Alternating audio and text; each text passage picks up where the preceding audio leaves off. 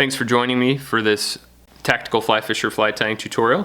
For this tutorial I'm going to be showing you this Butano Perdigon nymph, which is basically one installment in a long line of Perdigon style flies that the Spanish have made famous through competitions over the last few years. So I've gone ahead and placed the bead on the hook here. I'm going to take place 3 wraps of 15 thousandths lead wire on the hook, slide it up and jam it in the bead in place with that.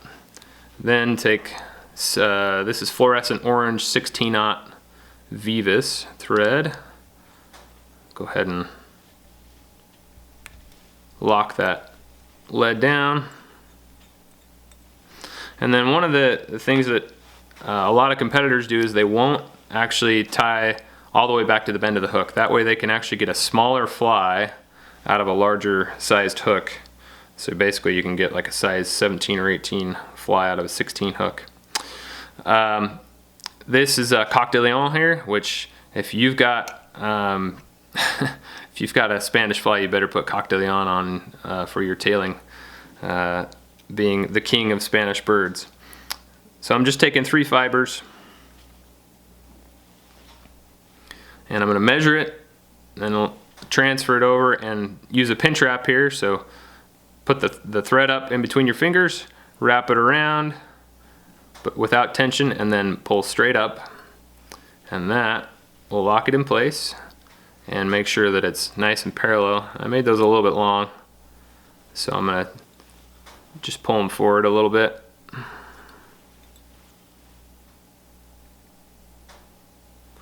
Okay, that's better.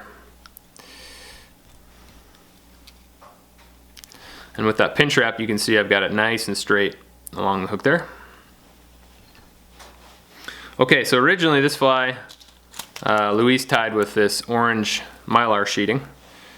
I found that a little bit cumbersome to have to cut off narrow strips of that all the time, so instead I went ahead and substituted fluorescent fire orange crystal flash, which I have just looped over into a loop so it's doubled over, and you make one strand into 2, wrap it back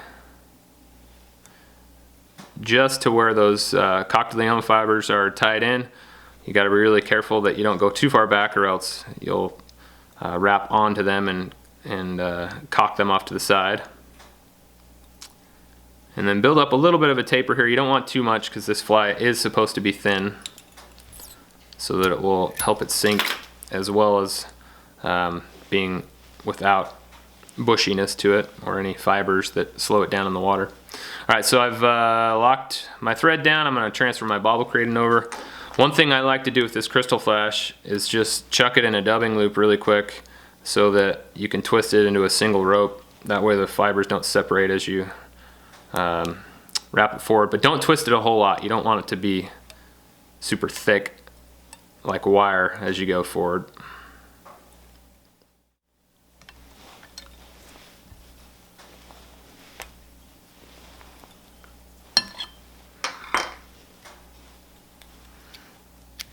Alright, once you've trimmed it off, go ahead and make a few more wraps at the head to try and form a bit of a hot spot. And go ahead and whip finish and get rid of your thread there. And the next step, I'm taking black nail polish here, and I'm essentially going to make a wing case. It's a great way to make a dark wing pad if you've just got a hard-bodied fly like this that it's not going to soak into. And I'm going to brace both of my hands here so that I'm really steady putting this stuff on. And I try and make a dab or two, let it soak in for a second, and then make another dab on top. And you want to get a little bit onto the bead as well, because you're going to cover that up with resin later. Okay, so you see I've got a nice little dark wing pad there. Now, what you would normally want to do at this point is probably stage tie these flies to this point and then glue them all at once.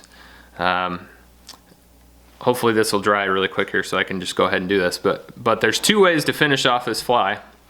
One is to use some UV resin like this Loon fly finish, The other would be to take some hard head, which is a nice head cement that dries glossy.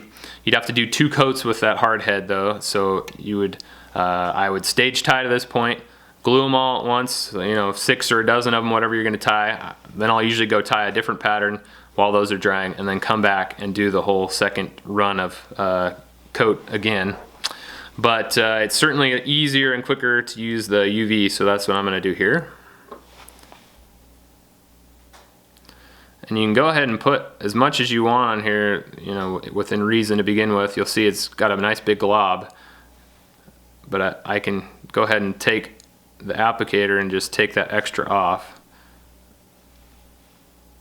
And you can kind of make sure you don't have any bulbous parts to the body that way. And then